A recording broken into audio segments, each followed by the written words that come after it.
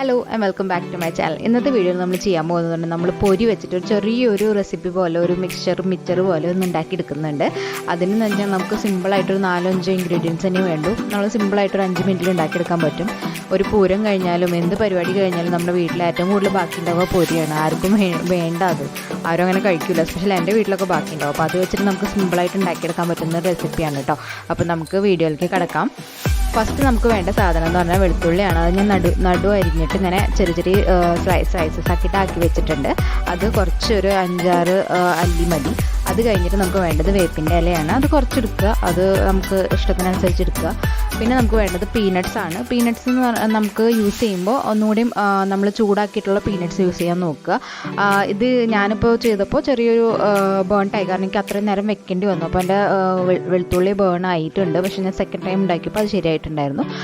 പിന്നെ നമുക്ക് വേണ്ടത് മുളക് പൊടിയാണ്. അത് കഴിഞ്ഞിട്ട് നമുക്ക് ഒരു പാൻ ഒന്ന് വെച്ചിട്ട് ഒന്ന് ചൂടായി കഴിഞ്ഞ് കഴിഞ്ഞാൽ അതിലേക്ക് കുറച്ച് എണ്ണ ഒഴിച്ചിട്ട് അതിലേക്ക് ഈ വെളുത്തുള്ളി ഇട്ട് കൊടുക്കുക. വെളുത്തുള്ളി ഇട്ട് കൊടുത്ത് നന്നായി ഒന്ന് ഫ്രൈ ചെയ്തെടുക്കുക. ഫ്രൈ ചെയ്തെടുക്കുന്നതിന് മുന്നേ നിങ്ങൾ പീനട്ട്സ്, നിങ്ങളുടെ ഫ്രൈഡ് പീനട്ട്സ് അല്ലെങ്കിൽ അത് ആദ്യം ഇട്ടിട്ട് ഒന്ന് ആക്കിയെടുത്തിട്ട് അതൊന്ന് എടുത്തിട്ട് പിന്നെ വെളുത്തുള്ളി ഇടുക. അപ്പോൾ ഞാൻ സെക്കൻഡ് ടൈം ചെയ്തപ്പോൾ ഞാൻ അങ്ങനെയാണ് ചെയ്തത്.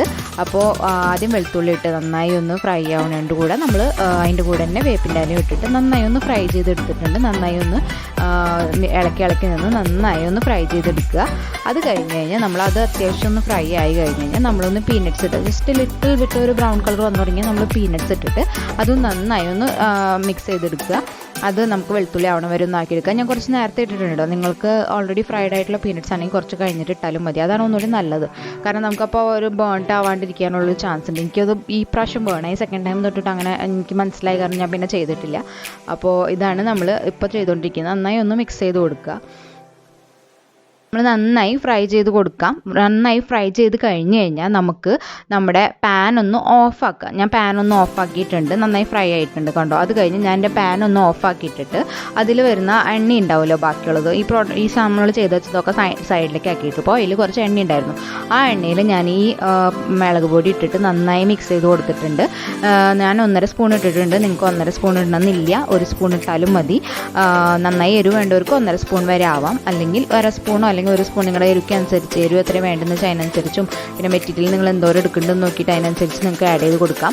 ഞാനത് സ്റ്റവ് ഓഫാക്കിയിട്ടാണ് ചെയ്തിരുന്നത്, കാരണം ഓൾറെഡി നമ്മുടെ പാൻ ഹോട്ടായിരിക്കും. പിന്നെ അതിൽ ഇപ്പോൾ നമുക്ക് ഹീറ്റ് കൂടുതൽ പ്രൊവൈഡ് ചെയ്ത് നമ്മുടെ സാധനം കരിഞ്ഞു പോകും. അപ്പോൾ അതിൽ നല്ലതൊന്ന് ഓഫാക്കിയിട്ട് ജസ്റ്റ് ഒന്ന് ആയി കഴിഞ്ഞിട്ട് ഒന്ന് ഓണാക്കിയിട്ട് അതിൽ പൊരിയിട്ട് കൊടുക്കുക. നന്നായി ഒന്ന് ആ പച്ച ടേസ്റ്റ് പോകണം മുളകിൻ്റെ. അത് കഴിഞ്ഞ് കഴിഞ്ഞാൽ ഞാൻ തീ ഓണാക്കുന്നുണ്ട്. തീ ഓണാക്കിയിട്ട് അതിലേക്ക് ഞാൻ ഒരു 2 സെക്കൻഡ് ഒന്ന് നന്നായി ഇളക്കി കൊടുത്തിട്ട് ഞാൻ അതിലേക്ക് ഡയറക്റ്റായിട്ട് പഫ്ഡ് റൈസ് ഇട്ട് കൊടുക്കുകയാണ്, പൊരി ഇട്ട് കൊടുക്കുകയാണ്. ഞാൻ ഒരു പ്ലേറ്റ് ഫുള്ള് നന്നായിട്ട് ഒരു ഡബ്ബയിൽ നിറയ്ക്കാൻ പറ്റുന്ന പൊരിയാണ് ഇട്ട് കൊടുത്തത്. അത് ഇട്ട് കൊടുത്തിട്ട് നന്നായി ഇളക്കി കൊടുക്കുക. ഇളക്കി കൊടുത്തിട്ട് അവസാനം നിങ്ങളൊന്ന് ടേസ്റ്റ് ചെയ്ത് നോക്കുക. ടേസ്റ്റ് ചെയ്ത് നോക്കിയിട്ട് ഉപ്പ് കുറവുണ്ടെങ്കിൽ അപ്പം മാത്രം ഇടാം. ചില പൊരിയിൽ ഓൾറെഡി ഉപ്പുണ്ടാവും. അപ്പോൾ നമ്മൾ ഉപ്പ് ഇട്ട് കഴിഞ്ഞാൽ കുറച്ച് കൂടിപ്പോവും.